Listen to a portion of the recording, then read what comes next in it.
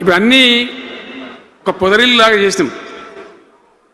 Current చక్కగా ఉండేనా కేసీఆర్ రాకముందు? కరెంటు ఉండేనా? కేసీఆర్ ఉన్న రోజులు మంచిగా ఉండేనా? మరి మళ్ళీ ఇప్పుడు ఏం రోగం వచ్చే, ఏం బీమారి వచ్చే?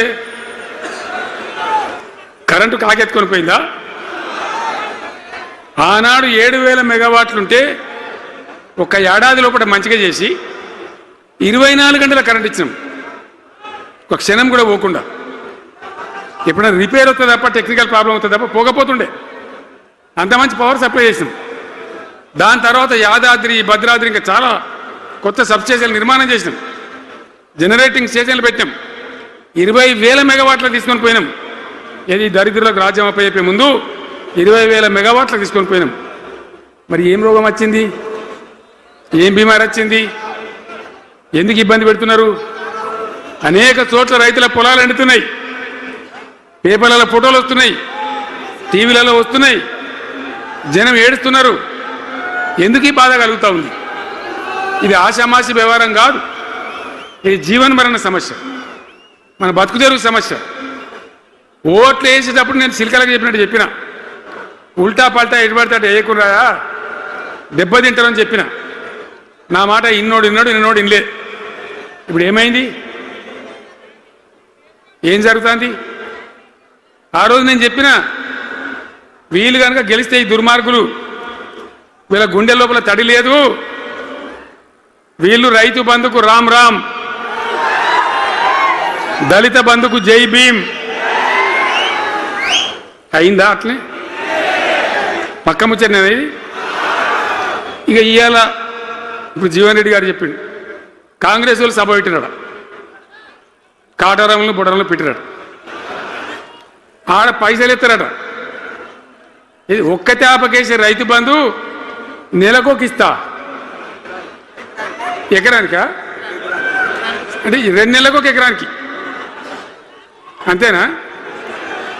6,000 వేసినాం, మా అంతా సిపాయిలేరని బొచ్చ కొట్టుకుంటారు. ఆనాడు ఎట్లా పడేది రైతు బంధు? 10 రోజుల గ్యాప్లో మొత్తం రైతులకు వచ్చేసేది. టంగ్ మన సెల్ ఫోన్ మోగుతుండే, మంచిగా టింగున పోయి బ్యాంకాకి వెళ్ళి తెచ్చుకుంటుండే. ఎక్కడ పోయి మరి? ఏం మాట్లాడిండ్రు? ఉరుకుని బ్యాంకులోకి పోయి 2 లక్షలు 3 లక్షలు లోన్ తెచ్చుకోండి. తెల్లారే ఆనాడే సంతకం పెడతాం, లోన్లన్నీ మాఫీ అయినాయా? ఇట్లా అడ్డగోలు నోటికొచ్చిన మాటలు చెప్పి, ఇష్టం వచ్చిన కథలు చెప్పి అర్రాసు పాట పడినట్ట. కేసీఆర్ 10,000 ఇస్తాడా, మేము 15 ఇస్తాం. పింఛన్లు 2,000 ఇస్తాడా, మేము 4,000 ఇస్తాం. వికలాంగులకు 4,000 ఇస్తాడా, మేము 6,000 ఇస్తాం అనే వరకల్లా మన వాళ్ళు మోసపోయి.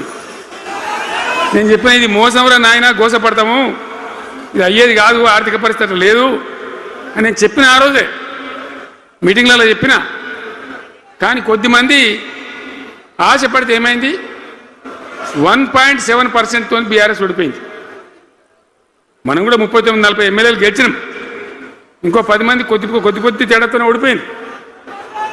అయితే 1.7% తేడాతోనే బీఆర్ఎస్ ఓటమి పాలైంది. సరే, మంచి మాట. మరి వచ్చిన ప్రభుత్వం పనిచేయాలి కదా, వాళ్ళకు కూడా అవకాశం ఇవ్వాలి కదా. సరే, మన దాన్ని వాడో వీడో కొంత దుంకులాడినా నేను మాట్లాడలే, నీ బయటికి రాలే, తక్కువ 1-2 సార్లు తప్ప రాలే. వాళ్ళకు కూడా ఛాన్స్ ఇవ్వాలి, అవకాశం ఇవ్వాలి. మనం ఎక్కసంతో ఉండొద్దు, చేయని ఏం పరిపాలన చేస్తారో చేయని, మంచిదే కదా అని చెప్పి అనుకున్నాం. మరి ఇది ఏమైతుంది? ఎక్కడ చూసినా చిల్లర మాటలు తప్ప ఒక్కటన్నా నిర్మాణాత్మకమైన కార్యక్రమం ఉందా? ఒక్కటన్నా ఏదైనా గొప్ప స్కీమ్ మొదలుపెట్టిందా? ఒక పొదరిల్లులాగా వడ్డించిన విస్తరలాగా తెలంగాణ మీకు అప్పచెప్పింది. ఎన్నిటల నంబర్ 1 తెలంగాణ. మంచినీళ్ళ సప్లైల నంబర్ 1, కరెంటు సప్లైల నంబర్ 1, పర్ క్యాపిటల్ తలసరి ఆదాయంలో నంబర్ 1, రాష్ట్ర స్థూల ఉత్పత్తి జిఎస్డిపిల నంబర్ 1. ఎన్నిట్లలో కేంద్ర అవార్డు రావాలి. అంత బాగా చేసిన తెలంగాణ 2.5 ఏళ్ళల్లో ఇలా ఎవ్వని మాట్లాడించిన రైతులను మాట్లాడితే గొడవ వైడుతున్నారు. నాశనం అయిపోయింది అన్న, చెడగొట్టుకున్నాం, మా చెప్పుతో మేమే కొట్టుకుంటాం ఓటున్న వాళ్ళు కొంతమంది బాధపడి. ఎందుకు? ఎంత మంచిగా కడుపులో చల్లగదల కూడా రైతులకు ఎట్లుండే, ఎంత బాగుండే, కరెంటుకు బాధ ఉండేనా, నీళ్ళకు బాధ ఉండేనా, యూరియా